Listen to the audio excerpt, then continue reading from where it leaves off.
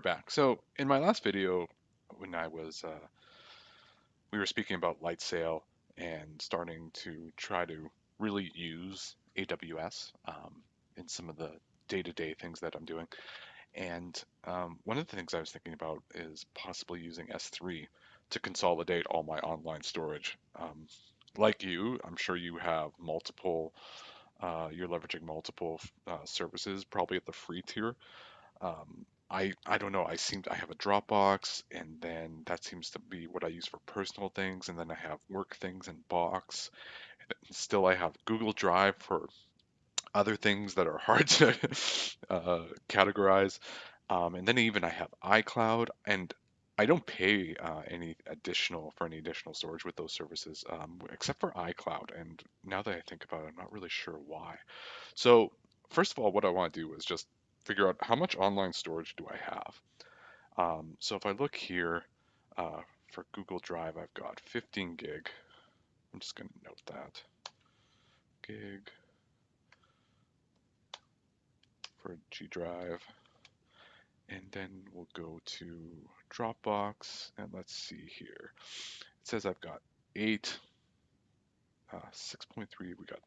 We got 8.3. We'll say 8 gig used.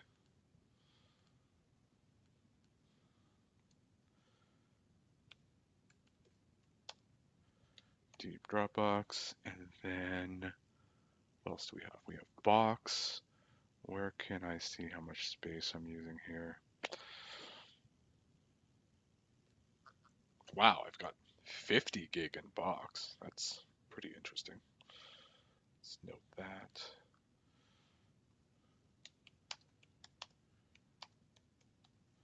Now let's check iCloud. Where can I see this? And for iCloud, I have 20 gig. So collectively, that's a lot. 20.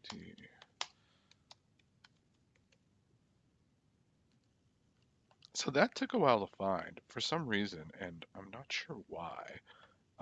I'm paying um, 10.99 a year for iCloud, and I don't know why I decided to do that, but I've got to change that because I certainly don't need it.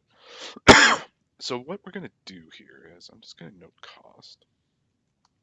So out of all this storage, I'm using free tier for everything except for iCloud. So for the grand total for all the storage is $11 a year. Now, can I consolidate all this? Now, I'm not using nearly all of this. G Drive, I'm using the full 15 gig. Dropbox is pretty close to full. Box, not nearly full. iCloud, like I said, I'm going to get rid of. So I think if I had, I don't know, 60 gig, maybe if I did some cleanup, if I did 60 gig of online storage, that should be more than enough. So let's set that as the goal, and let's see if we can figure out what that would cost me in S3 if I was going to use that. So I had found this calculator before. It looks like it's provided by Amazon.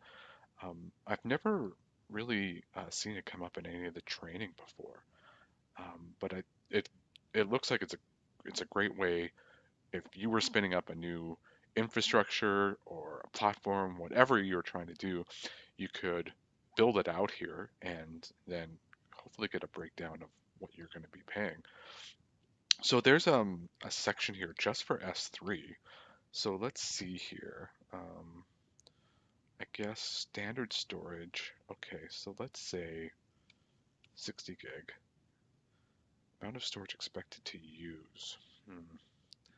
Yeah, okay. Well, let's make that 70 for kicks.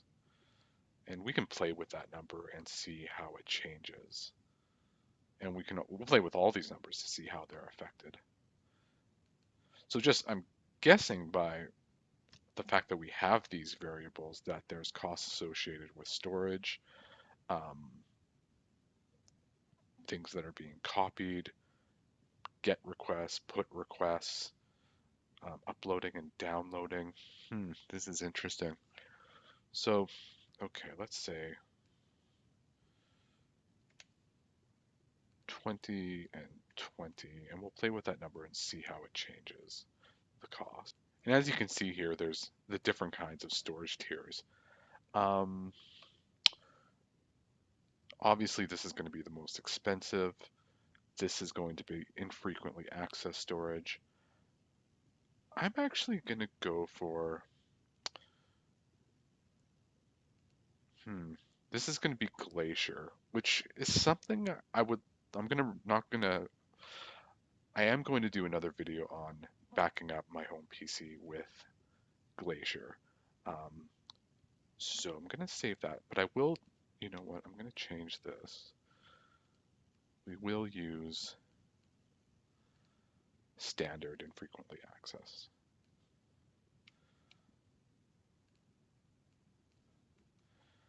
Put, copy, post. We'll say 20 and 20.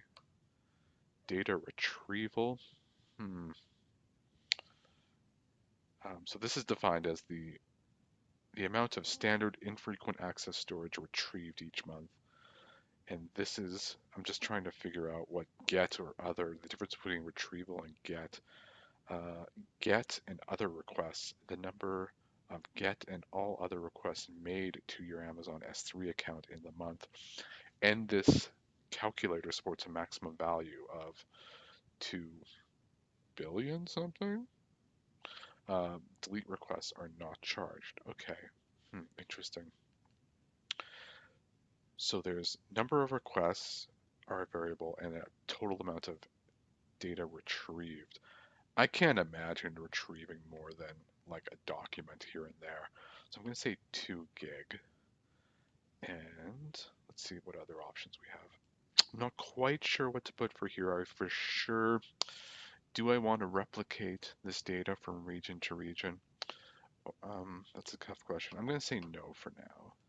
And as you can see here, it's estimating my bill is going to be $250 a month with these settings. Now, let's change a couple of things and see um, how that affects the price. So if I go data, if I want to add this, data transfer, if I add 1 gig a month there, what does that do to my bill? It goes up a cent.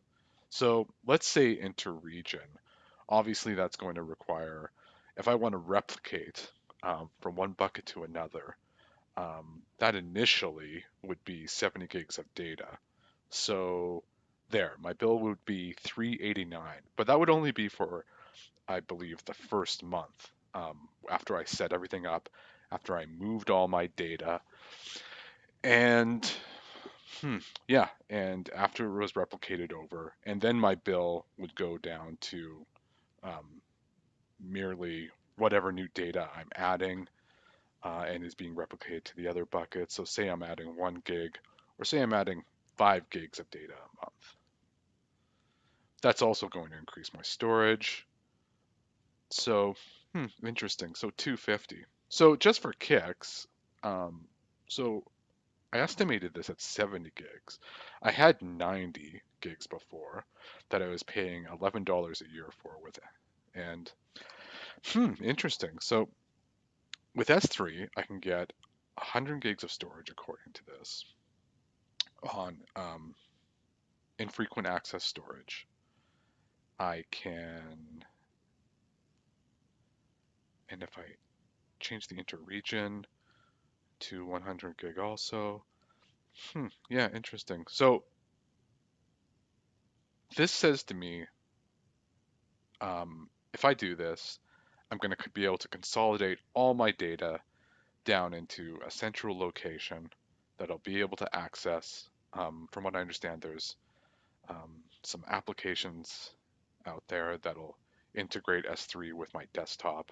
So I think I could have it mounted and look like just another drive and have that data available on the various computers I use. And it'll all be centralized, and I'm only going to pay $4, almost $5 a month, which is, half the price of what I was paying for um, iCloud, which I don't I don't can't even recall why I was doing that. The only thing I appeared to be using iCloud for was backup. Um, Yeah, and I mean, yeah, cloud backup is kind of nice, but think I could live without it. Just sync it to my desktop. So yeah, interesting. Um, okay, so that kind of sums up this video. I don't think I'm going to do a part two and demonstrate it. Maybe I'll do one demonstrating the application that I find that will integrate with my desktop. But this is kind of part of the series of eating your own dog food about looking for real use cases where Amazon you can use Amazon in your day to day. Yeah. So yeah, thanks for watching.